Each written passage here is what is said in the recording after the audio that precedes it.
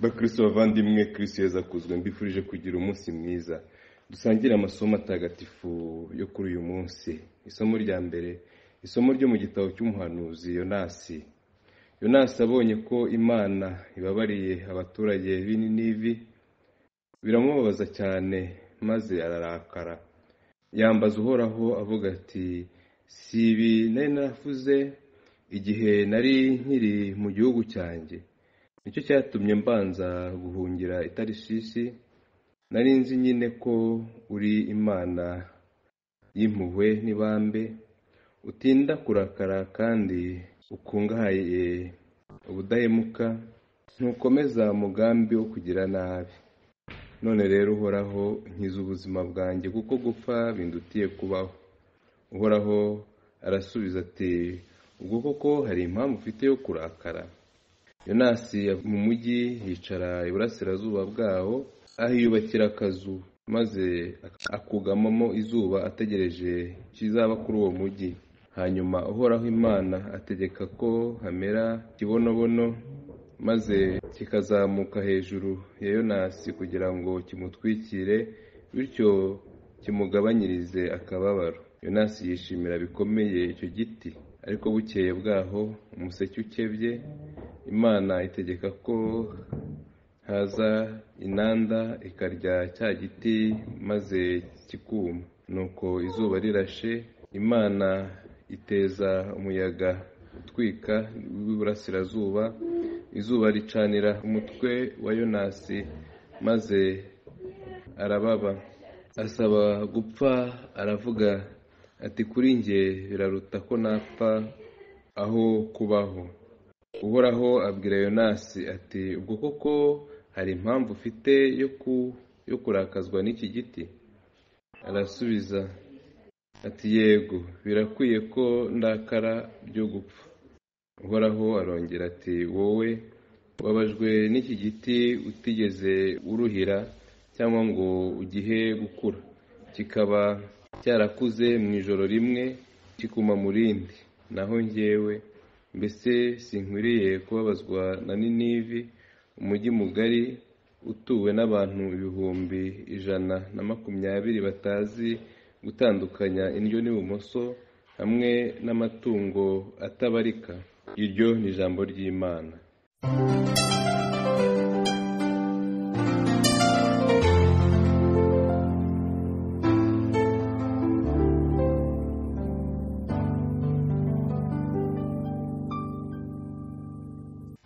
Zaburi. Nyagasani, uri Imana y'imbabazi n'impuhwe. Nyagasani, ngirira imbabazi, ni wowe ntakira umunsi wose. Shimisha umutima w'umugaragu wawe, kuko ari wowe ndangamiye. Nyagasani, Nyagasani, wowe ugwa neza kandi ukagira ibambe, wowe ugirira impuhwe zihebuje abakwirukira bose, utege amatwi wumve isengesho ryanjye, uhugukire ijwi ryanjye, ndagutakambira. Amahanga yose wiremeye azaza agupfukamire, Nyagasani, kuko uri igihangange kandi ugakora ibitangaza, wowe wenyine Imana y'ukuri.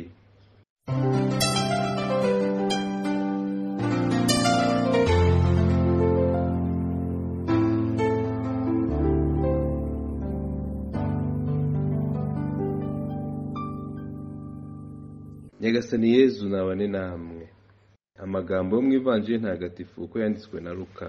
Umunsi umwe Yezu yari ahantu asenga. Arangije, umwe mu bigishwa be aramubwira ati, mwigisha, natwe dutoze gusenga nk'uko Yohani yabigenjereje abigishwa be. Nuko arababwira ati, igihe musenga mujye muvuga muti, dawe, izina ryawe ryubahwe, ubwami bwawe nibuze, ifunguro ridutunga uriduhe buri munsi, utubabarire ibicumuro byacu kuko natwe tubabarira uwaducumuyeho wese, kandi ntudutererane mu bitwoshya. Iyo ni Ivanjili ntagatifu.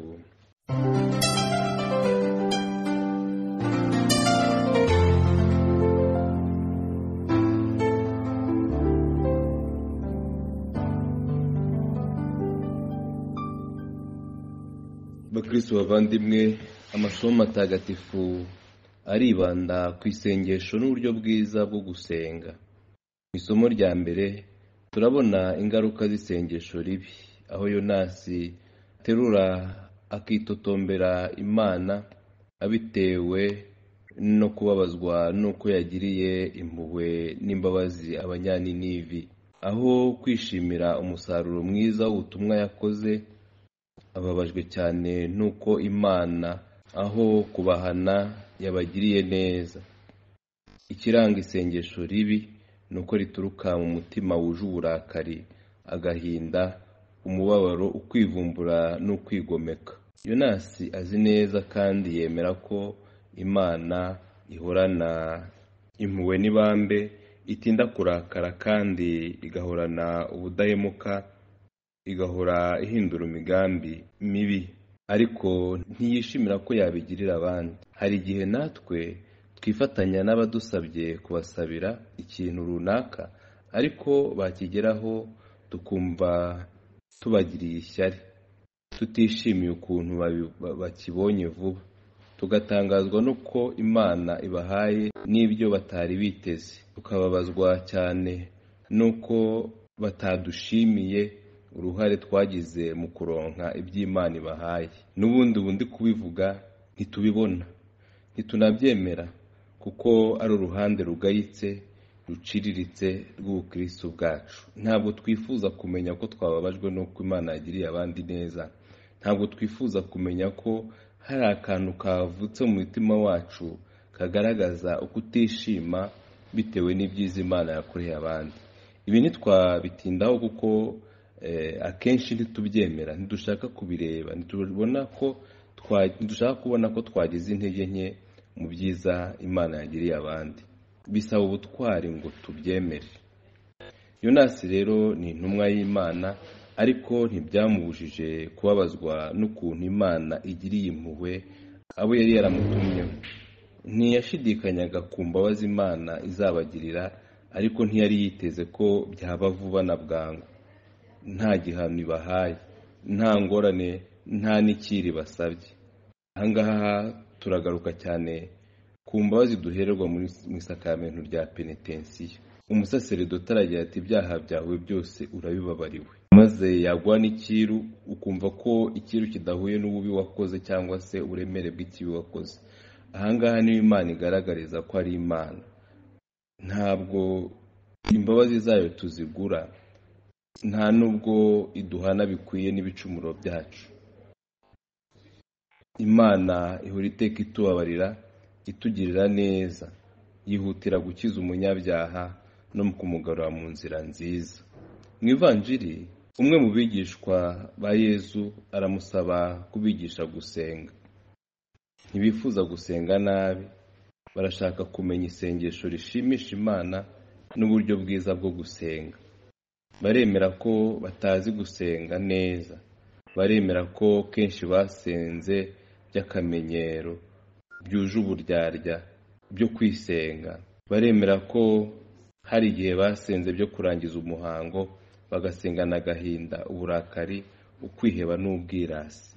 Ibi natwe bishaka kutubaho mu buzima bwacu bwa buri munsi, ugasanga isengesho ryacu ntabwo ryeza imbuto nziza, nta nubwo rirumbutse ibyo twari turyitezeho.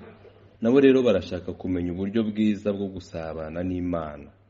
Yezu abereka ko ubwiza bw'isengesho butaba mu bwinshi bw'amagambo no mu bwiza bwayo, ahubwo buba mu mutima wifuza gusabana n'Imana, mu mutima unyuzwe, mu mutima uzira uburyarya, ubuhemu n'urwango. Yezu aragira ati, nimujya musenga mujye muvuga muti dawe. Mumenye ko Imana ari Imana, ari umubyeyi.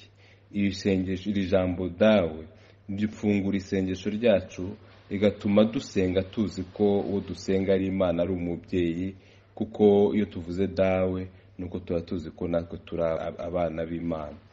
Izina ryawe ryubahwe. Isengesho ryacu rigomba kuganisha gusingiza Imana, kuyihesha icyubahiro no kumva ko izina ryayo rigomba kubahwa haba mu ijuru ndetse no munsi. Ingoma yawe yogere hose. Duhamagariwe kogeza hose ingoma y'Imana, ingoma y'urukundo, ingoma y'imbabazi, ingoma y'impuhwe, ingoma y'amahoro. Iyo dusenga tugomba no gusaba ibidutunga, tugatusaba ibitunga roho zacu n'imibiri yacu. Tugahora iteka twifuza ko Imana yaduha ifunguro rya buri munsi rituma tumenya ko turi abana bayo kandi duhamagariwe kuyikunda no kuyikorera. Imbabazi rero zigomba kuranga isengesho ryacu, tugasaba imbabazi buri gihe kuko tuzi ko turi abanyantege nke n'abanyabyaha. Tukababarirwa ibyaha byacu ariko tukigira ku Mana kubabarira abandi. Imana ijya iduha ubutwari bwo kubabarira abandi kuko natwe iba yatubabariye. Ntidutererane ibyo dushobora kumva ko twatereranywemo, ni ibitwoshya cyangwa se ibyadutera koshya abandi, ni ibiduca intege, ni ibituma twiheba. Yezu rero aradusaba guhora iteka tugaragariza Imana kwizera gukomeye, twumve ko idashaka kuduterana cyangwa se ngo ibe indorerezi mu byacu. Idukize ibyago byose kuko ibyago ni byinshi ariko icyaha kiruta icyago. Ibibi byose tukabibabarirwa kandi Imana ikabiturinda, ikaturinda kudohoka mu rukundo rwayo. Kimwe n'abigishwa rero ba Yezu, dusabe Nyagasani atwigishe gusenga kumunyura, kudufasha gusabanira Imana no guhora tuzirikana impuhwe, imbabazi n'urukundo itugirira. Nyagasani Yezu nabane namwe. Ushobora byose kandi akaba na Nyirimpuhwe nabaho umugisha, abarinda bakomeza biteho, abaha amahoro. Imana Data na Mwana na Roho Mutagatifu. Amen.